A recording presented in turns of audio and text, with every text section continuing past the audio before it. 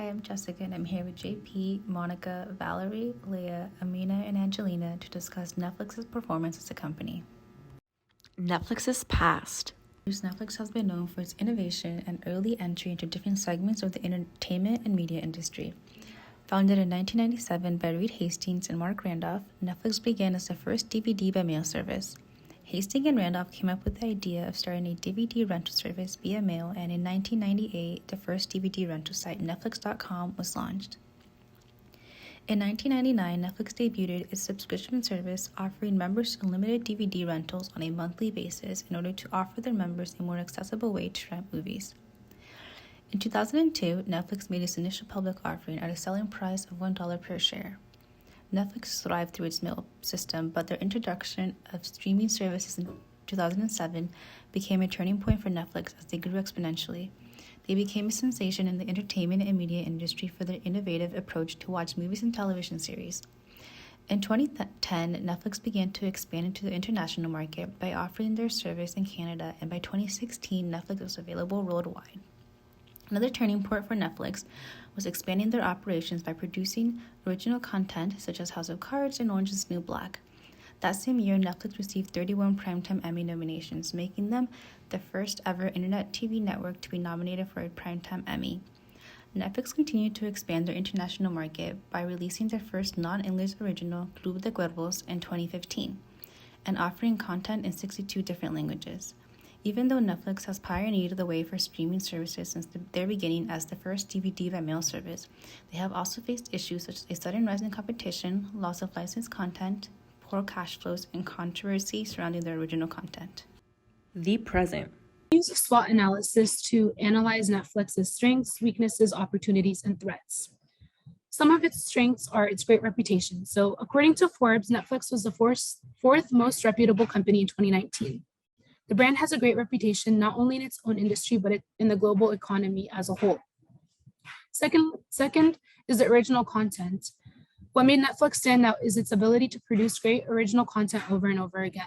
Simply put, the streaming service provides something that you cannot find anywhere else. Third is the global reach. The main reason why the company grew so big is due to its ability to tap into international markets. Nowadays, they rely heavily on these profits to sustain and grow their business. Fourth is their loyalty factor. Given that Netflix was the first company to provide this service, they've built enormous loyalty with its consumers. Nowadays, the brand has become a part of pop culture. People use Netflix to refer to relaxing and chilling activities. Lastly is the flexibility. The great thing about the service is that you can watch its program on all platforms. Increasing debt. As you can presume, Netflix didn't grow out of thin air. They required financial support to do so. In 2020, the company was $14.17 billion in debt. A lot of this debt has to do with its international placement and expensive production costs. What's even worse is the company wishes to increase the debt to fund its future projects. Secondly is increasing prices. Not only are the pricing plans inflexible, but they are also continuously increasing in price. This can pose a major issue, especially if you consider that the direct competitors Disney Plus and Amazon Prime have much cheaper basic plans. Another weakness is their copyright issues. Discussing the opportunities. One of the opportunities is the international markets. Netflix has almost explored all its options on the domestic market. Nevertheless, there are a lot of new opportunities internationally. Keep in mind that the brand doesn't even have access to numerous markets. If this changes in the near future, they will experience a major surge in revenues. Another opportunity is its niche content. Netflix made a few major hits when creating content for specific regions. Besides having numerous shows in English, they also started producing originals in Spanish, Indian, and other languages. This would allow them to increase the subscriber base in some of the most populated countries of the world. Another opportunity is potential partners. As a media and tech company, Netflix can explore numerous partnership opportunities. They can team up with television and radio stations, telecom providers, and other related businesses. Also, supporting minority communities is another opportunity. The brand has the opportunity to improve its brand reputation with various initiatives. Recently, they pledged to give 2% of its holdings to Black communities. It is just the first step, and they have a lot of other chances to grow with moves such as this. Another opportunity is its annual subscription. One of the major issues that the company is facing comes in the form of annual subscriptions. Most people subscribe to Netflix for a month, binge watch all the latest content, and then unsubscribe. This way, the company is losing a lot of revenues. Furthermore, there's no penalty for such behavior. If the company finds a way to implement attractive annual plans, they would be able to dissuade people from canceling their subscription after a month. Cut.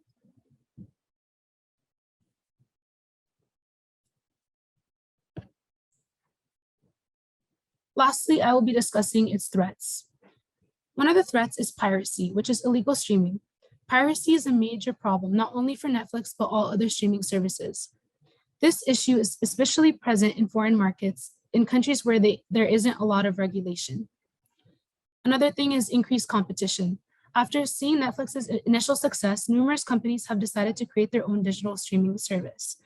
Nowadays, you can choose between Apple, Disney, Amazon, HBO, and other providers.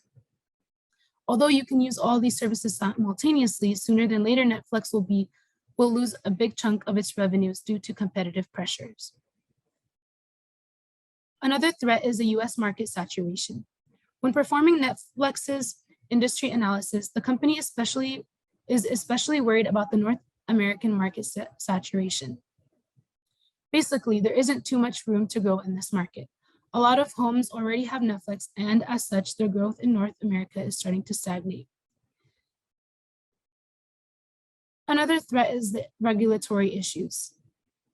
Besides the fact that Netflix has already saturated the North American market, the business might face expansion issues due to regulatory restrictions. Introducing Netflix's competitive advantage by analyzing their strengths. As a pioneer in streaming, one of Netflix's biggest strengths is their brand name and reputation that comes with having the first mover advantage. They were one of the first companies to launch a streaming platform to watch movies and TV shows since its introduction in 2007.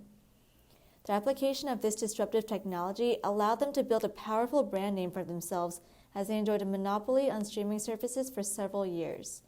Even when they faced new competition, customers remained loyal to their brand, so they can expect to retain a sizable consumer base for the years to come. They use the sales gained from their monopoly and brand name to invest in producing original content. Many of their Netflix-only series and movies have received widespread popularity and critical acclaim, with shows like The Crown and The Queen's Gambit having 24 and 18 Emmy nominations for 2021 respectively.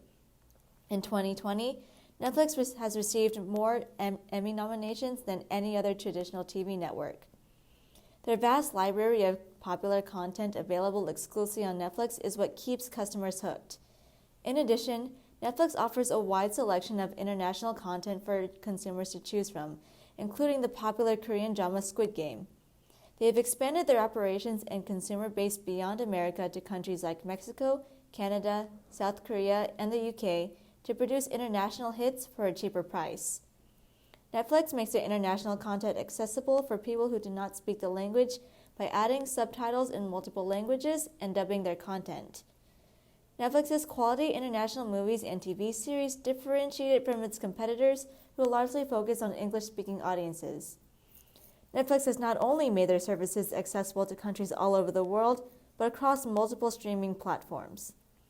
Since their introduction of streaming services in 2007, they have made their services easily accessible on various devices, such as phones, tablets, computers, Xbox, PlayStation, and internet-connected TVs. In terms of brand reputation, Netflix was the first firm in the streaming industry, which allowed them to act like a monopoly for a while, thus captivating most of the market and market demand, still holding half of total market demand share. In terms of their popular original content, this is a huge contributor to their sales, and we can see this as Netflix had the greatest sales than any of its peer companies, followed by Paramount, Apple, and Disney. In terms of their international content, this is a very interesting competitive point, as international content actually allows Netflix to appeal to larger populations, thus increasing sales, market share both domestically and internationally, and increases their brand reputation holistically. And also, when we look at their subscribers by region, we can see that Some emerging regions where Netflix is becoming increasingly popular is Europe, Middle East, Africa, as well as Asia. Talking about Netflix operations, which includes how the company presently operates today, as well as both management and financial analysts' opinions on both the challenges and future prospects of Netflix as a whole. Netflix operates under a multitude of different business models, including the platform business model, which refers to their digital media marketplace business model, as well as a pipeline business model referring to the entertainment content production, as well as the cutting out the middleman portion, meaning that they go from production right to distribution, skipping that middleman part, hence its name. They also have unlimited subscription business models, which means that they have a revenue model for unlimited online access. And that is how Netflix primarily operates today. Now, since breaching the streaming industry, Netflix has recently had to compete with other major streaming platforms for a share of the consumer base. This is including and not limited to Disney Plus, Hulu, HBO Max as really large contenders who might offer similar original content, more content than Netflix, or even a better monthly subscription price than Netflix itself, which might lend consumers to go to other competitors rather than Netflix itself. However, Netflix management has guided for a 16% operating margin in 2020 and seems to be relatively positive about its profitability over the long term, disregarding any troubles that they might have with their other competitors. Now, to combat this, financial analyst Laura Martin states that Netflix does not have the backing of a diverse traditional media conglomerate such as Paramount, which is already its own studio, Disney Plus, which not only includes the production studio, it also has many series that is under its belt, as well as amusement parks and merchandising that Disney does not have to solely rely on their streaming services in order to have some sort of revenue. So it's a little bit hard for Netflix because they don't exactly have that.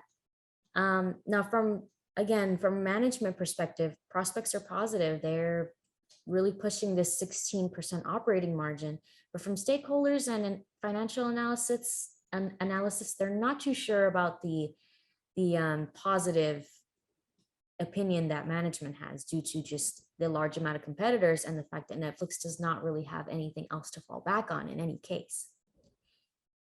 That being said, it has just been recently announced that Netflix is attempting to breach the gaming industry, which is going to be very interesting, seeing as how there are already super giants who are in the gaming industry, such as Activision, Blizzard, etc. Now, Netflix plans on starting small with gaming on the App Store. So it's smartphone based. So they're starting out small. Not only that, but they're also looking into merchandising for their shows. But despite the varying opinions of Netflix, they still stand strong with a base of about 213 million subscribers. So it can't be discounted the fact that they're one of the largest streaming services. However, that being said, there is a lot that they do have to look out for in order to remain one of the main priority streaming services. So I want to go over a few of the challenges that Netflix faces. Netflix is losing its market share, especially since we've seen the rise of new platforms entering the market, such as Disney Plus, Prime Video, and HBO Max. Along with this, Netflix has lost content from producers entering the streaming industry. Netflix signs contracts for a certain amount of time in order to stream certain movies and TV shows that have been produced by other companies. But in recent years, many producers have launched their own streaming services, resulting in Netflix losing big-name titles such as Friends, as well as many Disney titles. Another risk factor under Netflix's annual report is risk related to pricing strategy. Quoting Netflix's annual report, they say, "We may from time to time adjust our membership pricing or our pricing model itself, which may not be well received and which may result in existing members canceling our services or fewer new members joining our service. These price increases influence the slowdown as we see that Netflix's net subscriber count declined by 400,000 in the US and Canada. Look at the financials backing your risk analysis. So for price increases, we don't see this to be a current problem as sales over the last 12 months haven't necessarily reflected that. Though if we see an economic downturn, we should definitely be worried as this may result in a loss of subscribers, ultimately resulting in a loss of revenue. In terms of losing market share, Netflix had long dominated the market, but given that firms are now entering the market at an increasing rate, we do expect Netflix to continue to lose some of its market share. However, return on equity and return on assets still indicate that Netflix is a relatively financially healthy and profitable company. With their loss of content, this is probably the biggest problem as producers launching their own producers who Netflix used to distribute their content. They're actually starting their own streaming services, which means that Netflix is also losing some of its big titles, which has also forced Netflix to produce some of its own content. However, there is also a beautiful point here where Netflix's market share, brand reputation, effective management, and return on equity suggests that Netflix has the ability and the data to assess future consumer preferences in terms of shows and movies and actually capitalize on that. So yeah, it's definitely something to take into consideration. So it has been proven that online streaming emits high carbon dioxide that pollutes the environment. Netflix released their goals around sustainability and clean energy for some time now, and some of these goals included use as little electricity as possible, use renewables for the electricity we directly consume in our own facilities, and encourage renewables or offset non-renewable energy in facilities we do not control. Netflix is taking initiative for environmental sustainability with their Net Zero Plus Nature Plan with the following steps of reduce, retain, and remove. The company has various renewable energy projects in 23 different states and 16 countries around the world. Netflix released its first ever film and series diversity study in conjunction with the USC Annenberg Inclusion Initiative and announced plans to reach net zero greenhouse gas emissions by the end of 2022. Netflix still has a negative effect on our environment through pollution in the form of carbon dioxide emissions, but are taking steps towards reducing this. The future. Based on our research, these are some recommendations that could help potentially benefit Netflix. The first two are suggestions to improve the usability of the app. Netflix already has an existing shuffle button. However, it shuffles everything, but having a separate shuffle button for TV shows and movies will enhance your experience. Adding a group watch option to the app, like the competitors Disney Plus, is another way to make customers happy. The current option for this is a Google Chrome extension called Teleparty. If Netflix were to make Group Watch part of their own app, it would be more inclusive to those watching on other devices, not just desktops with Google Chrome. We also recommend that Netflix brings back their free trial period to encourage new subscriptions and possibly get old subscribers back that need a little more motivation. Something else that they can do is integrate their old business model with their new one. They can do this by allowing subscribers to rent certain movies and TV shows on the actual app with no DVDs required. All of these recommendations will allow Netflix to stay one of the top streaming services available today.